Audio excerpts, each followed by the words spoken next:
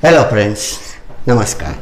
तो electric charge and field के second lecture में आप सबका एक बार फिर से स्वागत है। ठीक है, पिछले लेक्चर में हम लोगों ने थोड़ा सा डिस्कशन किया था इलेक्ट्रिक चार्ज के बारे में कि कैसे चार्ज आता है और वो ग्लास रोड और वो प्लास्टिक रोड और वो सब डिस्कस किया था। ठीक है, तो जहाँ पर वो डिस्कशन स्टॉप किया था उसी डिस्कशन को थोड़ा सा आगे बढ़ाते हैं। ठीक है, ओके। तो अपना माइंड अच्छी तरीके से बना लीजिए और रेडी हो जाए। जो भी इम्पोर्टेंट पॉइंट है, चाहे मैं लिख ना पाऊँ, डिस्कस करूँ, लिख ना पाऊँ, तो आप उसको पॉज करके एक बार फिर से सुन के लिख दीजिए। ठीक है, तो चलो शुरू करते हैं और आपका स्वागत है फिर से एक बार इलेक्ट्रिक चार्ज के बहुत ही इंटरेस्टिंग से डिस्कशन में।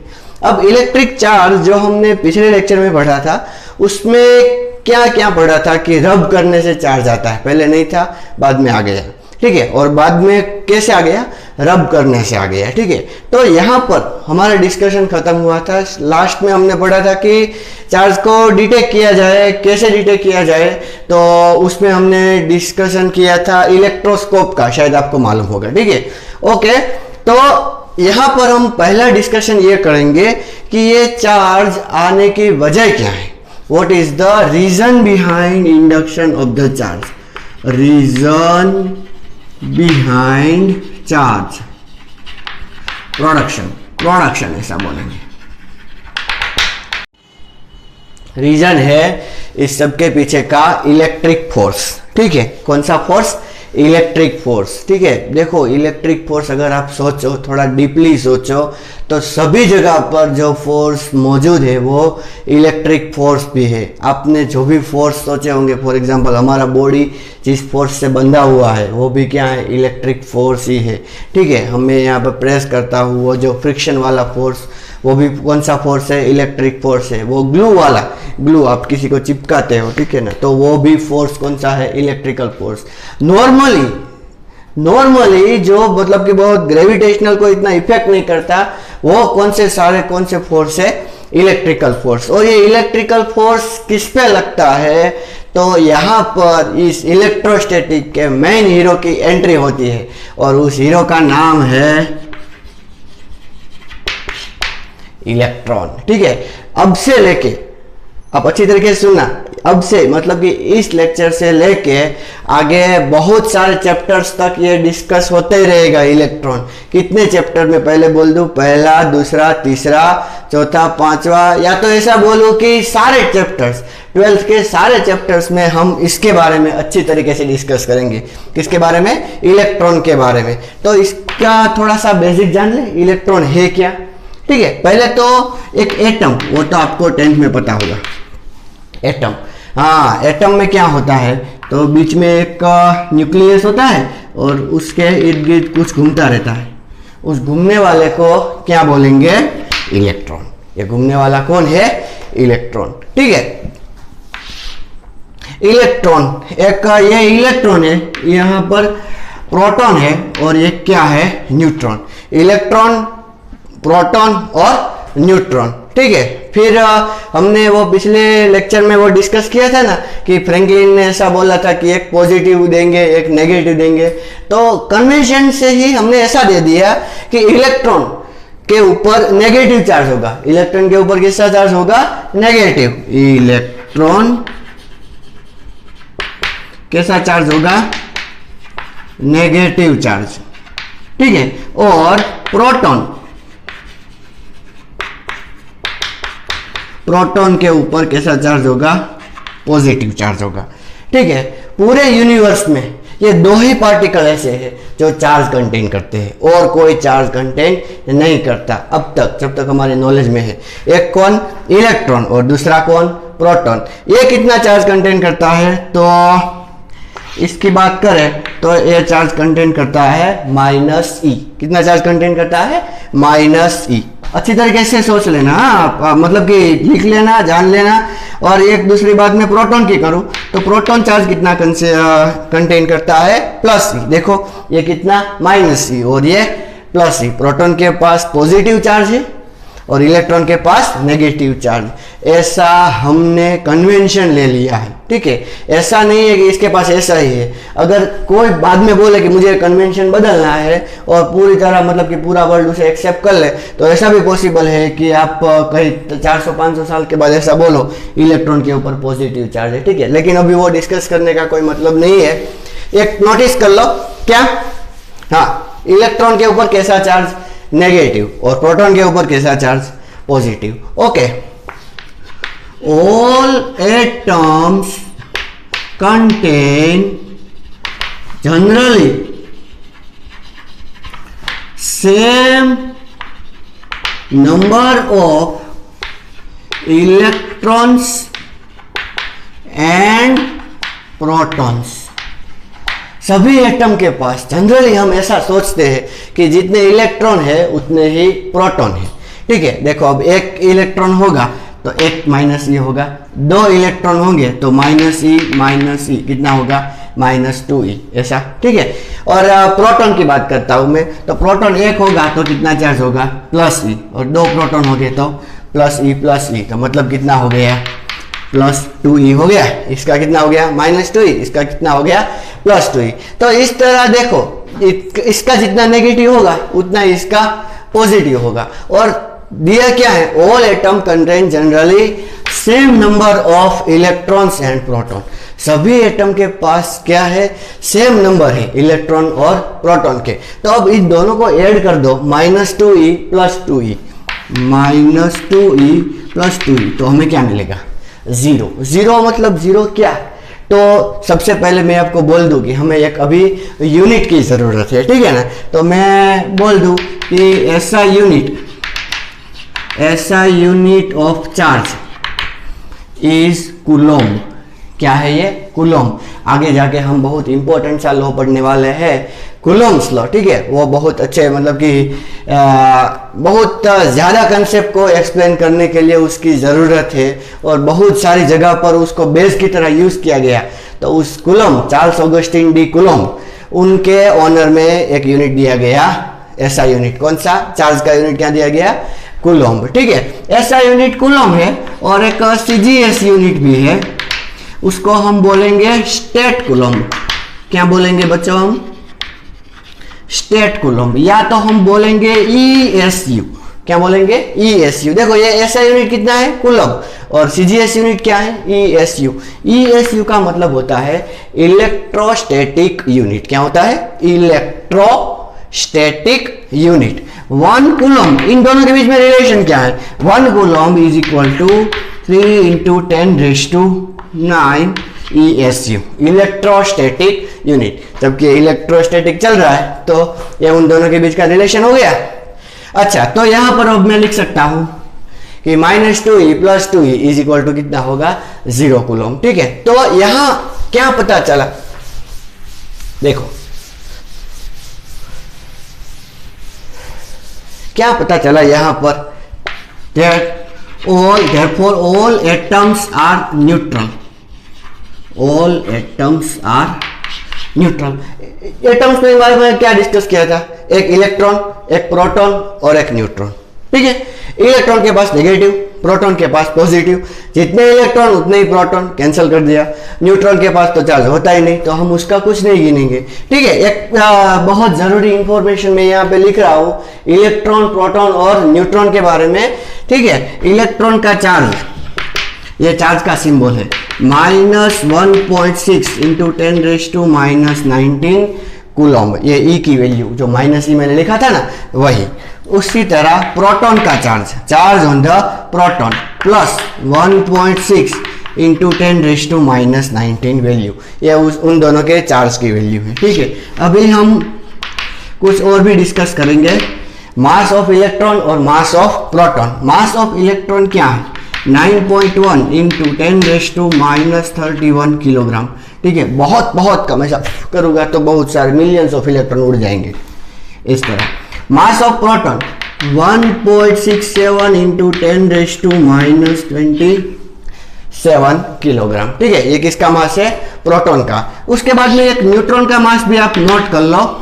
मास ऑफ न्यूट्रॉन क्या है, तो नियरली 1.677 इंटू 10⁻⁻27 किलोग्राम। ये प्रोटॉन के जितना ही है, नियरली इतना ही है, ठीक है। हाँ, एक बात और है, इलेक्ट्रॉन, प्रोटॉन, न्यूट्रॉन, उसके सिवाय आपको मतलब कि एक और पार्टिकल के बारे में जानने की जरूरत है, वो है अल्फा पार्टिकल। किसके बारे में बात कर रहा हूं? Alpha particle. जनरली इसके ऊपर बहुत सारे न्यूमेरिकल्स आते हैं। इसको बोलते हैं न्यूक्लियस ऑफ हीलियम। क्या बोलते हैं इसको? Nucleus of helium. Hydrogen helium, helium का एटॉमिक नंबर 2, तो ऐसा हम लिखते हैं 2He4, ठीक है। तो यहां पर उसके पास 2 इलेक्ट्रॉन है, 2 प्रोटॉन है, ठीक है, और 2 न्यूट्रॉन है।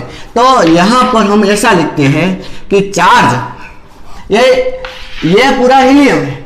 हीलियम में से अगर 2 इलेक्ट्रॉन आप निकाल दो, उसके पास 2 इलेक्ट्रॉन है, दोनों के दोनों को हमने निकाल दिया, तो बचा वो न्यूक्लियस हो गया। उस न्यूक्लियस को हम स्पेशली क्या नाम देंगे? Alpha particle. उसके ऊपर कितना चार्ज होता है? तो 2 प्रोटॉन हो गया ना, तो 2 टाइम्स चार्ज ऑन प्रोटॉन। और फिर देखो, प्रोटॉन है 2 और 2 न्यूट्रॉन है। प्रोटॉन के ऊपर जितना मास था उतना ही मास न्यूट्रॉन के ऊपर था, तो कितने प्रोटॉन हो गए हमेशा कंसीडर कर सकते हैं, मास से 4। तो मतलब mass of alpha particle, mass of alpha particle कितना है?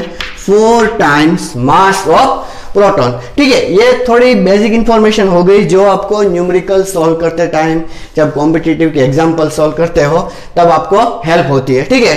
तो वापस डिस्कशन को लेते हैं हमारे हीरो पे, इलेक्ट्रॉन पे। तो हुआ क्या था? एटम के बारे में हम बात कर रहे थे, न्यूक्लियस था और क्या था? इलेक्ट्रॉन। एक इलेक्ट्रॉन होता तो कोई बात नहीं, लेकिन बहुत सारे इलेक्ट्रॉन होते तो क्या? तो केमिस्ट्री ऐसा कहती है कि यहाँ पर प्रोटॉन और न्यूट्रॉन रहेंगे, ठीक है। स्ट्रॉन्ग न्यूक्लियर फोर्स अलाउ करता है प्रोटॉन और न्यूट्रॉन को, इलेक्ट्रॉन को अलाउ नहीं करता। इलेक्ट्रॉन को क्या बोलता है कि आप इधर रहो, इस तरह कुछ, ठीक है। मतलब कि पहली कोई ऑर्बिट होती है उसमें 2, बाद में 8 और ऐसे, ठीक है। तो इसके ऊपर देखो, यहाँ पर न्यूट्रॉन के पास तो कोई चार्ज नहीं है, प्रोटॉन के पास पॉजिटिव चार्ज है, ये प्लस और ये माइनस। इन दोनों के बीच में अट्रैक्शन वाला फोर्स लगेगा। हमने पिछले लेक्चर में डिस्कस किया, प्लस और माइनस के बीच में कैसा फोर्स लगेगा? अट्रैक्शन वाला। अब होता क्या है कि देखो, अब हमारी अर्थ है वो अराउंड सन ऐसे घूम रही है, ठीक है, because of the gravitational force and it is also attraction force.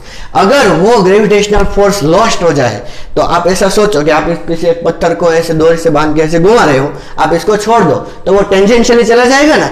Exactly अगर इसको, इन दोनों को बांध के रखा हुआ है, जब तक इसको बाहर से कोई फोर्स नहीं मिलता या ये फोर्स कट नहीं होता, 2 चीज, बाहर से कोई फोर्स नहीं मिलता या ये फोर्स कट नहीं होता, तब तक ये घूमता रहेगा। कोई टेंशन नहीं है, कोई प्रॉब्लम नहीं है, ठीक है। यहां पर ऐसा होगा, यहां पर भी ऐसा होगा, यहां पर भी ऐसा होगा, आगे भी ऐसा होगा, अगर ऐसा ही होगा। प्रॉब्लम क्या है? ये इसके साथ, इन सब के साथ पार्शियलिटी ज्यादा करता है। पार्शियलिटी मतलब ये पास में है, ये थोड़ा दूर है, ये इससे भी दूर है। तो पास में है तो क्या होगा? अट्रैक्शन ज्यादा रहेगा, ठीक है। और यहां पर अट्रैक्शन इससे थोड़ा कम रहेगा, यहां पर अट्रैक्शन इससे थोड़ा और कम रहेगा।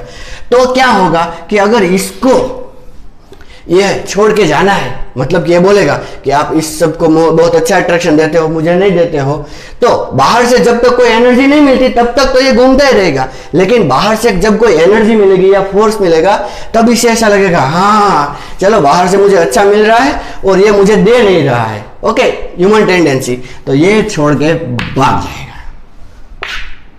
प्रॉब्लम यहां से शुरू होता है, प्रॉब्लम भी शुरू होता है और एडवांटेज भी शुरू होता है। अगर ये नहीं भागता तो हम नहीं होते। ये भाग गया, ये भाग गया, कहीं बाहर चला गया। पहले सोचो कि ये कोई एटम है, ठीक है। एटम मतलब कि बहुत सारे होते हैं, जिसमें हम ऐसा बोल सकते हैं कि कोई कंडक्टर होता है, कोई सेमीकंडक्टर होता है, कोई इंसुलेटर होता है, सब डिफरेंट डिफरेंट टाइप के होते हैं। उसमें जितने भी इलेक्ट्रॉन है उतने ही प्रोटॉन थे। सोचो कि नंबर ऑफ इलेक्ट्रॉन n थे, कितने थे? n, number of electron, n number of proton, ऐसा था। लेकिन अब एक इलेक्ट्रॉन चला गया तो कितने बचे? n-1 इलेक्ट्रॉन, और ये n, ये कितना बचा n-1 और ये n। तो अगर हम इसको ऐड करें तो हमें क्या मिलेगा कि एक ये बढ़ गया, कौन, ये प्रोटॉन बढ़ गया। पहले इलेक्ट्रॉन और प्रोटॉन दोनों सेम थे इसलिए चार्ज नहीं दिख रहा था, लेकिन ये भाग गया इसीलिए हमें चार्ज दिखना शुरू हो गया। मे भी पॉसिबल ऐसा हो सकता है कि रब करने से, हमने जो वो रब किया था ना पिछले लेक्चर में, हमने डिस्कस किया था कि ऐसा ग्लास रोड ले और ये सिल्क क्लॉथ ले, मे भी ऐसा हुआ होगा। ठीक है, हम ये सब एज्यूम करके चल रहे। आज तक किसी ने इलेक्ट्रॉन नहीं देखा, यहां तक कि हम बोलते हैं कि जे थॉमसन या तो फ्रैंकलिन और वो सब बड़े बड़े साइंटिस्ट, उन्होंने भी आज तक इलेक्ट्रॉन नहीं देखा। अब हम क्या कर रहे हैं, सिर्फ गेस कर रहे हैं। यहां पर ऐसा मान के चलेंगे कि इसने थोड़े से अपने इलेक्ट्रॉन गवा दिए और इसको दे दिए। क्यों, हमें ऐसा कैसे पता चला कि इसने ही गवाए और इसने ले लिए? क्योंकि हमें यहां पता चला कि ये बाहर चला गया तो यहां पर पॉजिटिव आया, और हमने बाय डिफॉल्ट इस ग्लास रोड के ऊपर कौन सा चार्ज कंसीडर किया था, पॉजिटिव। पॉजिटिव कब आता है, जब चला जाता है, जब चला जाता है। तो इसका मतलब क्या है, इसके ऊपर से चला गया, ले कौन गया, ये, तो इसके ऊपर कौन सा चार्ज आ गया, नेगेटिव। तो यहां पर एक बहुत ही इंपॉर्टेंट हम रिजल्ट डिराइव कर सकते हैं, क्या, when any body loose electron, जब कोई बॉडी अपने इलेक्ट्रॉन क्या करती है, लूज करती है। ठीक है, पॉजिटिवली चार्ज, कैसी हो जाती है वो, positively charge. And when any body gain electron, gain extra electron. ठीक है, अब वो आप मत बोलना कि सर वो एक्स्ट्रा आ गया तो वो कहाँ रखेगा। ठीक है, उसके पास बहुत सारी स्पेस है, और अगर नहीं रखना चाहता वो बाहर फेंक भी देगा। ठीक है, तो वो जब गेन करती है तब वो क्या हो जाती है, नेगेटिवली चार्ज। तो एक बहुत ही इंपॉर्टेंट एमसीक्यू इसमें से आ सकता है कि दो बॉडी है, एक पॉजिटिवली चार्ज और एक नेगेटिवली। पहले दोनों न्यूट्रल थी, लेकिन कांटेक्ट करने के बाद एक पॉजिटिव हो गई और एक नेगेटिव। तो दोनों में से मास किसका ज्यादा होगा, दोनों में से मास किसका ज्यादा होगा, गेस करके सोचो। ओके, नेगेटिव का मास ज्यादा होगा। क्यों, क्योंकि इसने थोड़े से इलेक्ट्रॉन यहां पर ले लिए। ठीक है ना, जनरली हम इतना मास कंसीडर भी नहीं करते, लेकिन अगर हमें डिसाइड करना ही है कि नहीं किसी एक को तो हमें ज्यादा उसका मास दिखाना ही है, तो किसका दिखाएंगे, नेगेटिव का। क्यों, क्योंकि इसने इसके पास से इलेक्ट्रॉन ले लिए। तो ये रीजन था कि इसकी वजह से क्या आया, चार्ज आया। तो अब मैंने बोला था ना कि बहुत सारे मटेरियल होते हैं जो चार्ज को अलाउ करते हैं जाने के लिए, चार्ज को अलाउ नहीं करते, उसको कंडक्टर और इंसुलेटर बोलते हैं। ठीक है, तो आप पहले इसको नोट कर लीजिए। अभी हम देखते हैं कंडक्टर और इंसुलेटर। ठीक है,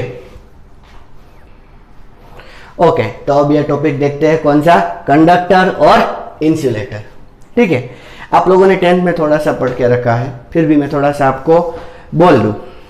कंडक्टर किसे बोलते हैं और इंसुलेटर किसे बोलते हैं। हाँ, कि थर्ड कैटेगरी भी है एक सेमीकंडक्टर वाली, लेकिन आप टेंशन मत लो, वो बहुत बड़ा चैप्टर है, वो हम डिटेल में डिस्कस करने वाले हैं। ठीक है, अभी यहाँ पर थोड़ी सी जरूरत है मुझे इस कंडक्टर और इंसुलेटर को आपसे थोड़ा सा इंट्रोडक्शन करवाने के लिए, इसीलिए हम इसको थोड़ा सा प्राइमरी इंट्रोडक्शन लेंगे। ठीक है, कंडक्टर और इंसुलेटर। कंडक्टर किसे बोलते हैं, conductors allow electric current to pass through it. Conductor allows electric current to pass through it. जबकि इंसुलेटर का क्या है, insulator does not allow। Conductor allow करेंगे लेकिन इंसुलेटर अलाउ नहीं करेंगे। देखो, एक प्रॉब्लम में जो बोल रहा था ना कि अब हमने वो पिछले वीडियो में भी वो डिस्कस किया था, क्या कि हमने जनरली ऑब्जर्व क्या किया है कि वो जो हम वो प्लास्टिक का कॉम्ब होता है, ठीक है, उस प्लास्टिक के कॉम्ब को जब रब करते हैं, हाँ वो बात भी है। देखो, एक क्वेश्चन मैं आपको पूछ लूं कि प्लास्टिक के कॉम्ब को आप रब कर रहे हो, ठीक है, ड्राई है ही नहीं चाहिए, अगर वेट एयर है तो प्रॉब्लम हो जाएगा। वेट एयर में क्या प्रॉब्लम होगा, वहां पर फ्रिक्शन नहीं होगा और फ्रिक्शन की वजह से हीट जनरेट नहीं होगी। थोड़ा सा थर्मोडायनेमिक्स में यहाँ पे लाऊंगा, ठीक है। यहाँ पर जब हीट जनरेट नहीं होगी, हीट एनर्जी नहीं मिलेगी, तो इलेक्ट्रॉन एस्केप नहीं होगा। इलेक्ट्रॉन एस्केप होने के लिए हीट जनरेट होना बहुत ही जरूरी है। अगर हीट जनरेट नहीं होगी तो इलेक्ट्रॉन एस्केप नहीं होगा, ठीक है।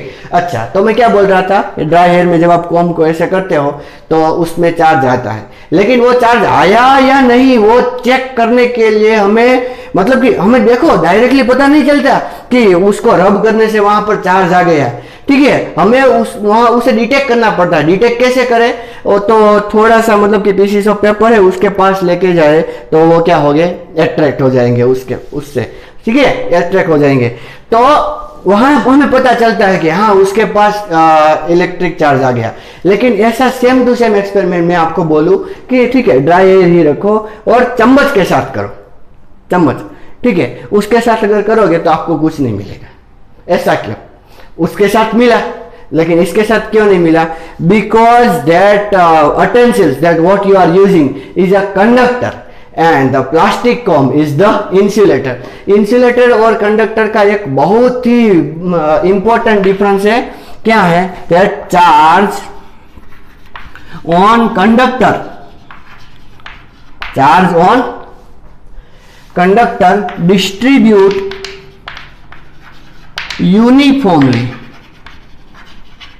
Uniformly on surface.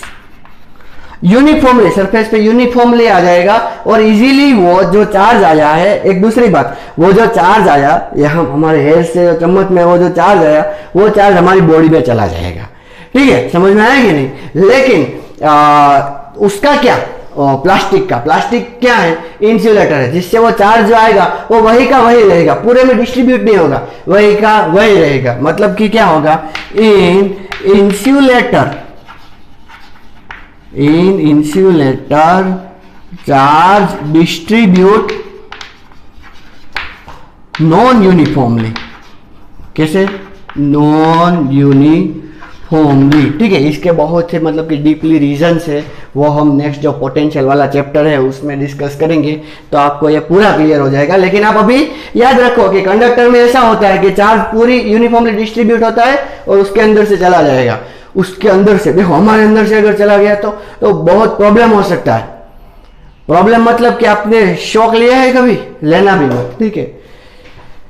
मैं वो स्वीट शॉक की बात कर रहा था, वो बात नहीं, वो बड़ा वाला शॉक, वो अगर शॉक लोगे तो प्रॉब्लम हो जाएगा। हमारी बॉडी देखो, इससे हमें याद आ गया डिस्कशन से क्या, कि हमारी बॉडी कंडक्टर है। क्यों? क्योंकि हमें शॉक लगता है, हर बार शॉक नहीं लगता, हर बार शॉक नहीं लगता, कई कई बार लगता है। आप नोटिस करो कब लगेगा और कब नहीं लगेगा। Do not touch the switches with the wet hands. जब वेट हैंड होगे तब ये कंडक्टर बहुत ज्यादा होगा, ठीक है, और जब ड्राई हैंड होगे तब इतना कंडक्टर नहीं होगा। तो वेट हैंड से कंडक्टर बनेगा और कंडक्टर बनेगा, इसीलिए इलेक्ट्रिसिटी पास होगी। तो इलेक्ट्रिसिटी पास होने से बहुत प्रॉब्लम हो जाता है, समझ में आया नहीं? तो वो प्रॉब्लम ना हो इसीलिए हमें एक और चीज की जरूरत पड़ती है। बोलो, आप सोचो, हमें शॉक ना लगे इसीलिए हम अपने घर में क्या करते हैं, हमको शॉक ना लगे इसीलिए, ठीक है। इसके एग्जांपल हम देख लेते हैं। कंडक्टर का एग्जांपल क्या है? All metals are generally conductors and insulator का प्लास्टिक, रबर, वुड, ये सब किसके एग्जांपल है? इंसुलेटर के, ठीक है। अभी इतना डिस्कशन इनफ है मुझे आगे डिस्कस करने के लिए। लेकिन जब हम करंट इलेक्ट्रिसिटी डिस्कस करेंगे उस टाइम पर कंडक्टर और इंसुलेटर को बहुत ही वाइडली डिस्कस करेंगे कि कंडक्टर में ये होता है, इतनी कंडक्टिविटी, इतनी रेजिस्टिविटी, इतना टेम्परेचर, सब कुछ, ठीक है। यहाँ पर इतना डिस्कशन काफी है। तो हाँ, हमारा डिस्कशन कहाँ चल रहा था? हमें शॉक ना लगे इसीलिए हमें क्या करना चाहिए? तो बोलो क्या करना चाहिए? हमें शॉक ना लगे इसलिए। तो आप बोलोगे सर हमें प्लास्टिक के जूते पहनने चाहिए। ओके, कोई बात नहीं, आपने वो जो बोला वो सही था, ठीक है, आपने वो जो सोचा वो भी सही था। अच्छा, दूसरा क्या करना चाहिए? दूसरा मतलब कि बहुत बड़ी इंस्टीट्यूट होती है तो उसमें शॉक ना लगे, इतना मतलब कि एक्सपेंसिव इंस्ट्रूमेंट है वो डैमेज ना हो। So what they are doing generally earthing. वो क्या करते हैं, अर्थिंग करते हैं। बच्चों ये अर्थिंग बहुत इंपॉर्टेंट है। अर्थिंग हमें ये बड़े बड़े शॉक से बचाती है, ठीक है। अर्थिंग क्या होता है, to connect any object with ground, to connect any object with ground to neutralize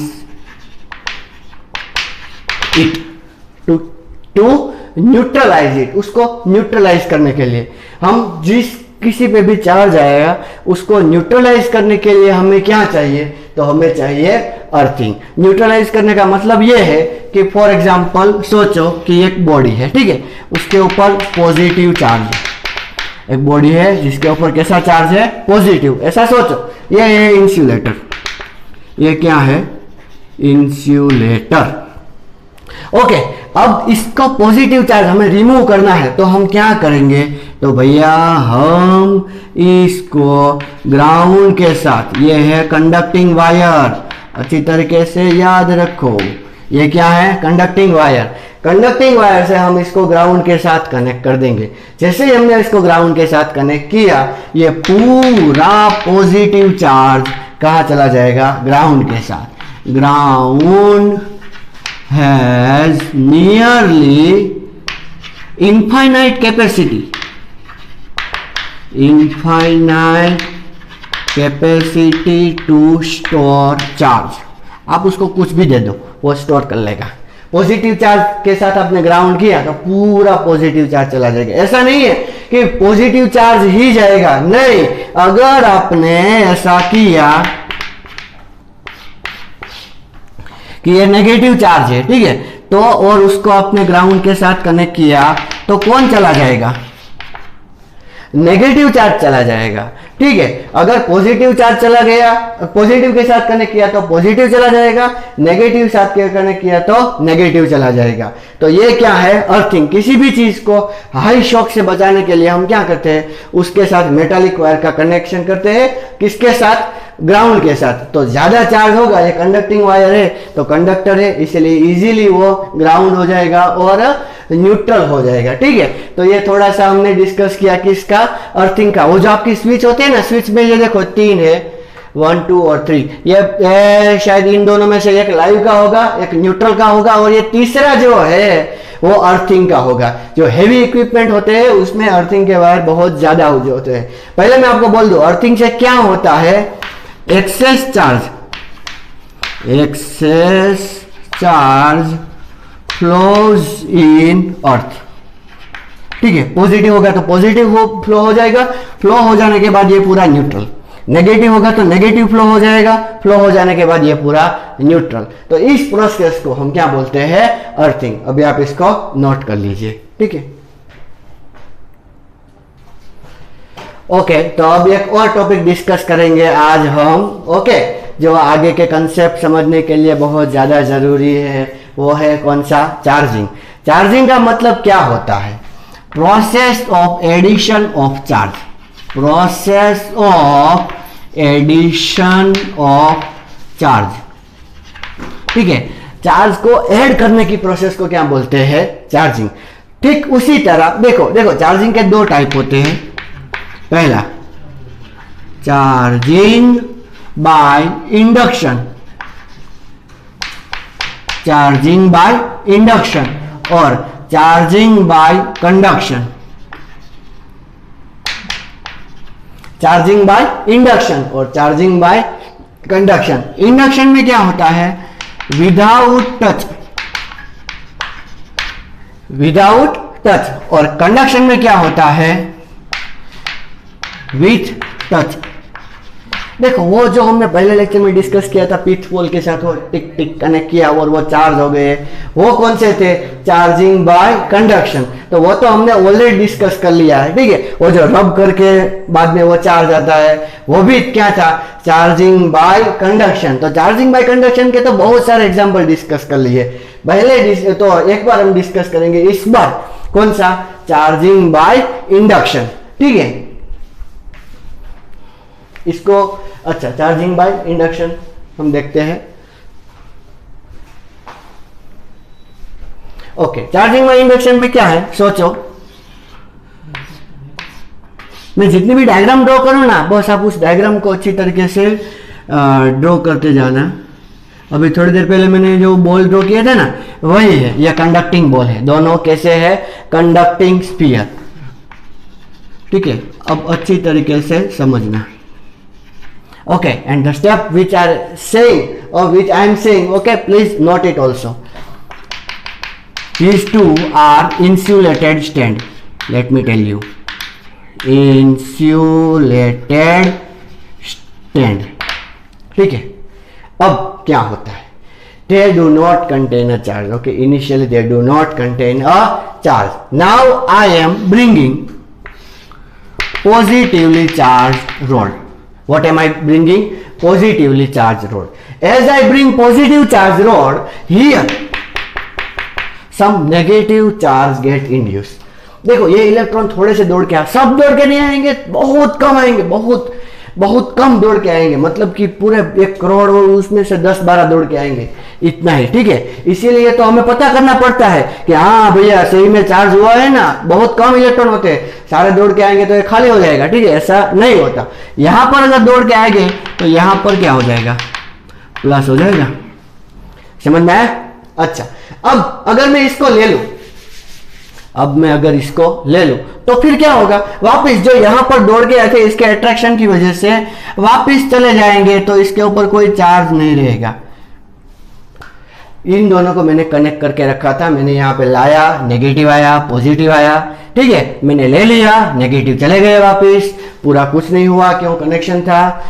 ठीक है, अब क्या करता हूं? फिर से मैं लेके आता हूं पॉजिटिव। वो समझ में आ गया ना? यहाँ कनेक्शन था इसीलिए वो दौड़ के चले गए, यहाँ पर उसको जाने का रास्ता मिला, यहाँ पर लेके आया, यहाँ पर क्या हो गया? नेगेटिव, ये क्या है? पॉजिटिव। अभी मैं इसको ऐसे ही रखता हूं। ठीक है, कुछ एक्स्ट्रा चेंज क्या करता हूं, इसको यहां इसे रखते हुए ये स्फीयर को मैं थोड़ा दूर लेके जाता हूं। What am I doing? I'm separating the sphere. Okay, as I separate the sphere, okay, it shows like this.